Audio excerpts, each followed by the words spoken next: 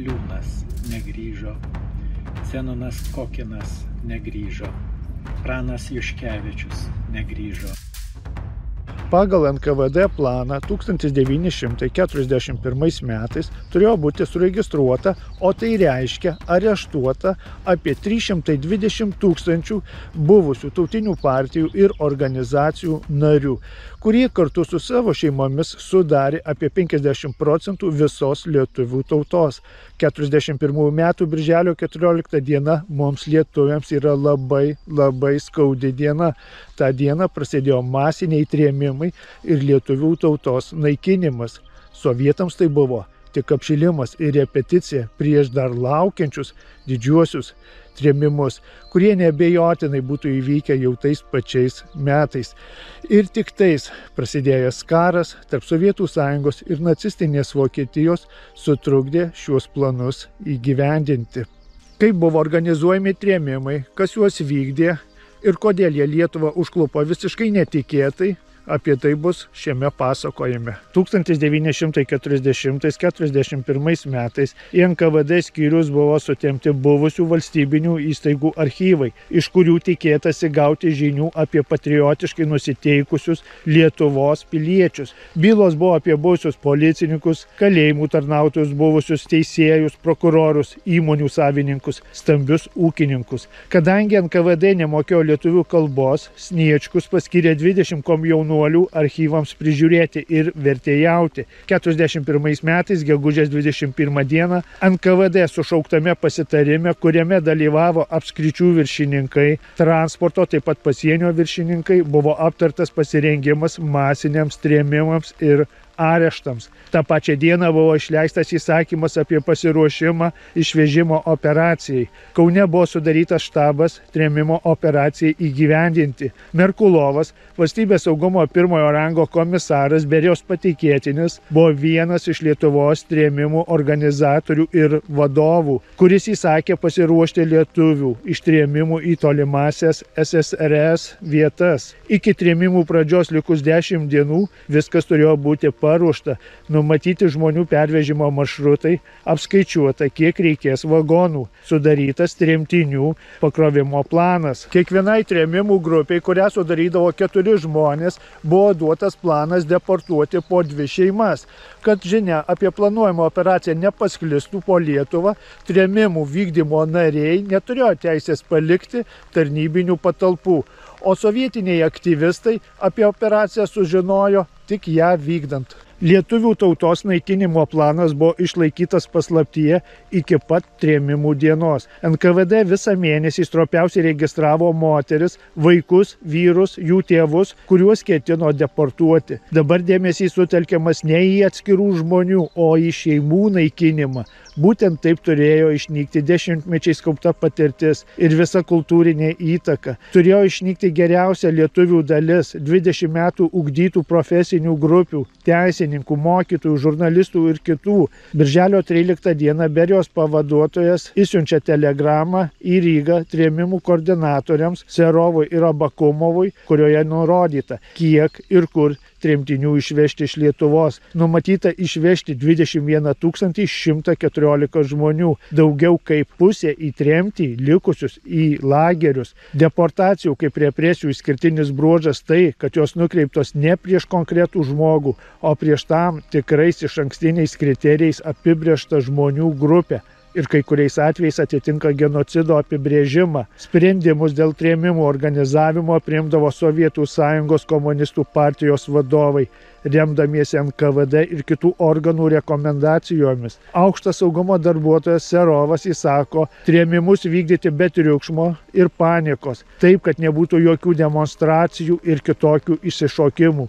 Ne tik iš išvežamųjų pusės, bet ir iš tam tikros dalies aplinkinių gyventojų, priešiškai nusiteikusių sovietų valdžios atžvilgių pusės. Iki birželio 14 dienos NKVD vietinių kolaborantų padedami, vietiniai kolaborantai kolaborantai, tai prie kurių priskiriami lietuviai taip pat, jau buvo kruopščiai suplanavę ir pasirengę svetimų elementų išsiuntimui. Buvo paruoštos įsamios trėmimų vykdymo instrukcijos, jų vykdymo grupės aprūpintos transportu ir apsauga. Kiekvienoje apskrityje NKGB turėjo vykdymo planus. Pavyzdžiui, NKGB Lazdijų viršininko Stasio Naujalio. Stasys Naujalis tai būsimas Peleckio artimiausias padėjėjas. Patvirtintame dokumente yra nurodytas apskrities trėmimų planas. Trėmimams vykdyti buvo mestos beveik visos Lietuvos vidaus reikalų ir saugumo pajėgos, prokuratūros darbuotojai, aktyvūs kolaborantai, į pagalbą pasitelkti saugumo darbuotojai iš Rusijos, Ukrainos, Gudijos. Tremtinius kelyje turėjo saugoti NKVD kariuomenės brigados. Visos trėmimų vykdymo grupės buvo instruktuojamos tik operacijos vykdymo išvakarėse. Tada jos gaudavo tremtinių bylas, suėmimo orderius, kratų protokolus ir raportų blankus. Visus trėmimų akcijos dalyvių veiksmus reguliavo Serovo instrukcija, kurioje nurodyta žmonių sulaikymo, saugojimo ir lydėjimo, taip pat suimtų vyrų atskirimo nuo šeimos instrukcija, sulaipinimo į gyvulinius vagonus tvarka. Ši instrukcija suteikė vykdytojams didžiulę laisvę. Numatyta operacija prasidėjo birželio 14 dieną, 3 val. Ryto. Dauguma žmonių gyveno kaimuose ir tuo metu dar miegojo. Kadangi dauguma ištremti numatytų žmonių gyveno kaimuose, atvykusios trėmimų vykdytojų operatyvinės grupės užmėgsdavo ryšiai su vietos aktyvistais ir nustatydavo tikslę, kuriuos reikėjo ištremti gyvenamąją vietą. Grupė įsiverždavo į butus ar namus, tada jos vyresnysis pagal sąrašus patikrindavo šeimos sudėtį, paskui pradėdavo kratą, neva ginklams surasti. Iškrėtus namus gyventojams būdavo pareiškiama, kad vyriausybės nutarimu jie bus išvežti į kitas Sovietų Sąjungos sritis. Jeigu kas nors mėgindavo bėgti, iškart buvo šaudoma. Vienas svarbiausių trėmimo tikslų buvo aprūpinti Sibiro, o taip pat šiaurinės Sovietų Sąjungos sritis nemokama darbo jėga. Todėl pagal Serovo instrukciją buvo leidžiama trėmimiesiems pasiimti su savimi iki 100 kg įvairiausių daiktų. Buvo leidžiama pasiimti drabužių, avalynės, indų, patalynės, maisto, o kaimo gyventojams dar ir kirvių, pjūklų bei kitos smulkaus inventoriaus. Daug kas priklausė nuo trėmimo vykdytojų malonės. Tremtinių atsiminimai skirtingi, tačiau NKVDistai ir kolaborantai visur elgėsi nežmoniškai.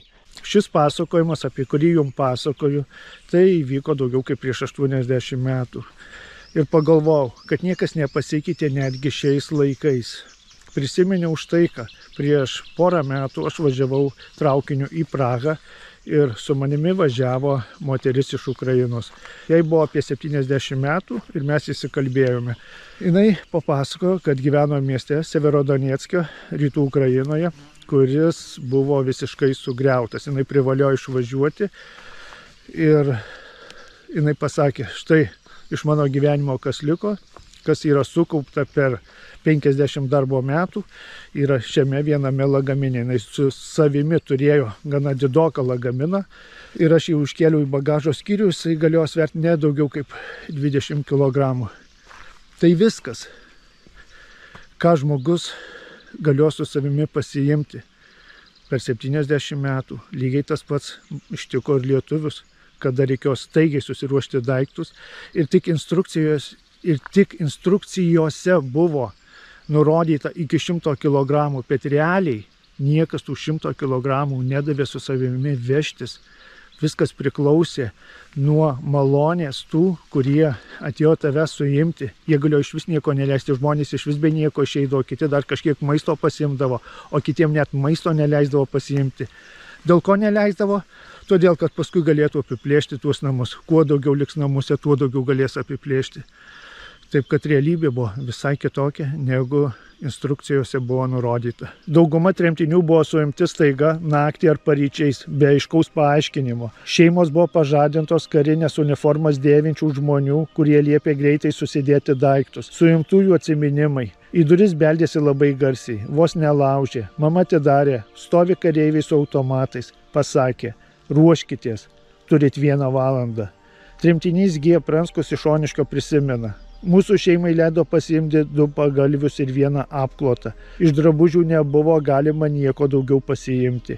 Neleido su savimi pasiimti net maisto produktų. Tremtinė Šapokienė iš Alytaus prisimena. Išvežta su 2,5 ir 2,3 metų amžiaus dukromis. Norėjau daugiau drabužių, baltinių pasiimti, bet NKVDistai neleidžia. Rengtis leido tik 45 minutės. Maisto man leido pasiimti tik 3 dienoms. Tremtinys Vitkauskas iš Šiaulių pasakoja. Per 20 minučių mums buvo įsakyta pasiruošti kelioniai.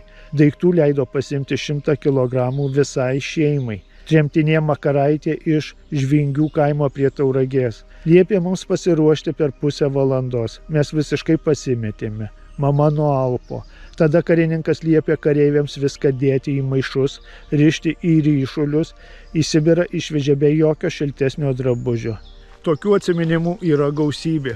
Komunistinė žmonių naikinimo sistema savo esmę slėpė labai kruopščiai. Jau kitą dieną tūkstančių šeimų su vaikais sugrūdo gyvulinius vagonus. Iš Maskvos atėjo telegrama neva su susirūpinimu gyventojų trėmimų operacijos trūkumais, nurodant, kad pakrovimo vietose susidaro grūstys, vagonai parduotuvės dirba menkai, nėra medicininio personalo. Iškeldinamieji pakraunami be reikalingų daiktų. Taip pat yra žinių, kad daugelėje vietų iš tremiamųjų atimamos buitinės vertybės, laikrodžiai, žiedai ir kiti vertingi daiktai. Iš kur Maskvai buvo žinomi tokie pažeidimai? O todėl, kad vieni kitus skųsdavo. Jeigu vienas prisiplėždavo daugiau, o kitas mažiau, tai tas, kas prisiplėždavo mažiau, skųsdavo tą, kuris prisiplėždavo daugiau.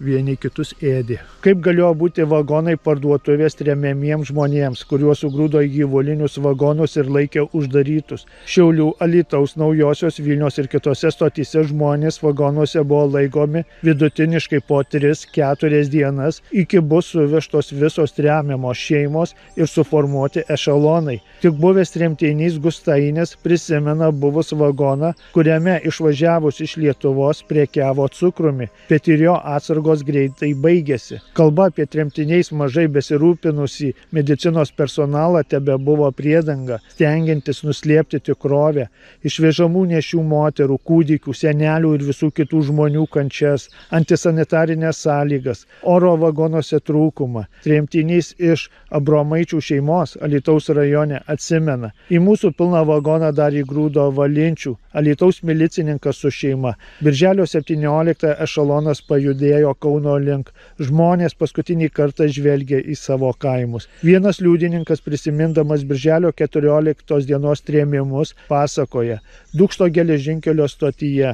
Vyrai, moterys, vaikai ir seneliai brukami į vagonus jėga. Verksmas, šauksmas, klyksmas. Motinos šaukėsi savo vaikų. Tada vagonų durys uždaromos ir užkalamos. Tremtinė Makaraitė, prisimindama pirmasias dienas, rašė: vagonas tamsus, lentomis padalytas į 2 aukštus. Žmonės sugrūsti kaip gyvuliai, aplinkui maišai ir ryšuliai. Vagono gale indas gamtos reikalams. Labai trūko oro, nes žmonių vagone buvo apie 70 ir labai dvokė tas indas. Tremtinė Šapokienė atsimena: įmetė mano daiktus į vagoną. Didesnius ryšulius sudėjo į kitą vagoną. Iš viso vagone buvo 83 žmonės. Visi sugulė ant 2 aukštų gultų. Vagone nebuvo jokių langų, tik nedideli plyšiai, prie kurių paeiliui brovėmės įkvėpti oro. Per visą laiką atsigerti leido tik 1 kartą. Į jokius tualetus niekas neleido. Vagono grindyse buvo pragręžta skylė. Išvedus šeimas į savo namų prasidėjo visuotinė tremiamųjų apiplėšimo akcija. O kaimas? O ką kaimas? Ką žmonės pasakys? O jie ir taip šneka, kad tai mes įskundėm Arlauską, kad užimtume jų žemę. O ką netiesa? Netiesa. Juos vis tiek būtų išvežę. Dvailys. Kaimo žmonės matė, kad ištremtųjų turtas yra grobstomas ir jie nerimavo dėl to. O kad juos nuraminti, jiems buvo meluojama, kad tas turtas bus parduotas, o pinigai išsiųsti į tą vietą, kur ir yra ištremtieji. Dar per kratas viskas buvo taip išgrobstoma, kad kalbos apie pinigų persiuntimą, pardavus paliktus drabužius ir kitus daiktus tai buvo paprasta apgaulė, skirta būsimiesiems tremtiniams nuraminti. Aprašytas turtas, tas, kurio nebuvo galima nuslėpti, buvo atiduodamas vykdomiesiems komitetams, kolūkiams, arklių ir karvių neturintiems valstiečių ūkiams. Tarp valstiečių sodybų, kurias naikino kolaborantai, pasižymėjo ir vietiniai sekretoriai. Mūsų gyvulius, arklius ir karvės paėmė Žvingių milicininkas Lazdauskas. Viskas buvo išnešiota, iš varžytinių parduota. Žmonės pasakojo, kad saugumo darbuotojai pardavinėjo suimtųjų turtą. Milicininkai, kolūkių atstovai, vietos sekretoriai pasiimdavo geresnę dalį turto, pavyzdžiui, gyvulius, laikrodžius, baldus. Netoliese gyvenantys kaimynai kartais grobstydavo tremiamųjų ar suimtųjų turtą iškart po jų išvežimo. Toks svetimo turto grobstymas buvo tik preliudija atvėrusi Pandoros skrynią nacių okupacijos pradžioje, persekiojant ir žudant žydus. Bus masiškai grobstomas žydų turtas, daugelis plėšimų bus vykdomi prisidengiant atsikratymų komunistais arba tautinio atgimimo retorika, nors faktiškai tai bus plikas turtinis naudos siekimas. Siekiant papildyti lagerius nemokama darbo jėga, Serovo instrukcijoje buvo numatyta vyrų atskirimo nuo šeimų tvarka. Ką reiškia atskirti nuo šeimos? Koks tai vidinis skausmas?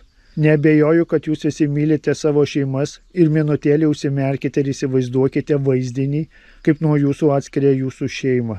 Pajuskite nevilties ir bejėgiškumo jausmą. Pajuskite tik dalelytę skausmo to, kurį turėjo išgyventi mūsų tautiečiai. Atskirti nuo šeimos reiškia būti priverstam gyventi be artimiausių žmonių, tų, kurie suteikia saugumo, meilės ir tapatybės jausmą.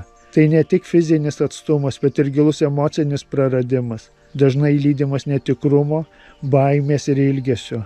Tuštuma, bejėgiškumas, ilgesys, kaltė, kad neapsaugojai savo šeimos, tapatybės praradimas. Šis skausmas yra tylus, ilgalaikis, lyg žaizda, kuri neužsitraukia. Tuomet tai tampa ne tik asmeninė, bet ir egzistencinė trauma. Oficialus pretekstas atskirti vyrus nuo žmonų ir vaikų turėjo būti sanitarinis patikrinimas. Iš tikrųjų, saugumiečiai kareivių padedami viską darė kur kas paprasčiau. Naktimis pradėjo vesti iš vagonų vyrus, neva patikrinti dokumentų ar apklausti. Taip jie išėjo neatsisveikinę su savo žmonomis, vaikais, nepasiėmė jokių daiktų. Jie išėjo ir daugiau nebegrįžo. Taip Naujosios Vilnios geležinkelio stotyje buvo atskirti beveik visi vyrai nuo savo šeimų. Kitų žmonių atsiminimuose atsispindi tokia pat šeimų išskyrimo tragedija. Liepė tėvui eiti su jais pasirašyti kažkokį aktą. Sakė, kad jis tuoj grįžęs. Bet tėvo mes daugiau nematėm. Jį perkelė į kitą ešaloną, neleidė nei daiktų pasiimti, nei su mumis atsisveikinti. Matom klaikų vaizdą, vyrai eina su maišais ant pečių, o moterys su vaikais bėga paskui ir verkia. Kareiviai šautuvais jas stumia, bet jos vis tiek eina, veržiasi prie savo vyrų ir šaukia, rauda. Grąžinkite mūsų tautos skausmą, kurį jūs išplėšėte iš mūsų artimųjų. Tas skausmas ne jūsų, jis mums priklauso, grąžinkite, jis niekada neturėjo išeiti iš mūsų krūtinių. Jūs maitinatės kitų skausmu, bejėgiškumu ir neviltimi. Tai jūsų maistas, tai jūsų gyvenimo prasmė, jūs kaip vampyrai geriate kraują ir nesustojate. Bet vieną dieną tai baigsis, degsite savo neapykantoje ir maitinsitės vienas kitu.